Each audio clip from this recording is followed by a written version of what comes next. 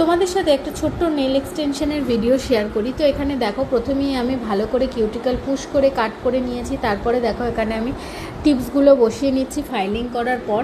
তারপরে টিপসগুলো বসিয়ে নেওয়ার পর প্রত্যেকটা টিপস কাট করে নিয়ে ফাইলিং করে মিডিয়াম স্কোয়ার শেপটা দিয়েছি। তারপরে এখানে দেখো আমি ডিহাইড্রেটার এবং প্রাইমার ইউজ করার পর অ্যাক্রিলিক পাউডার ইউজ করছি। পুরো ভিডিওটা যারা দেখতে চাইছো তোমরা কিন্তু আমার এই পেজেই পেয়ে যাবে পুরো ভিডিওটা এটার। তো যারা দেখতে চাও তারা কিন্তু একদম ডিটেলসে দেখে নিতে পারো। এটা আমি রিলসের মাধ্যমে শেয়ার করলাম।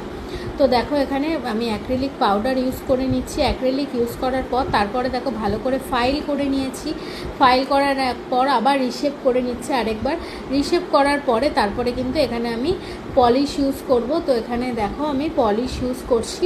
এখানে যে পলিশটা ইউজ করেছি পিঙ্ক কালারে, খুব সুন্দর একটা পলিশ। এবং দেখো এখানে আমি ডুয়েল ফোম ওমরে করছি, মানে ডুয়েল ওমরে।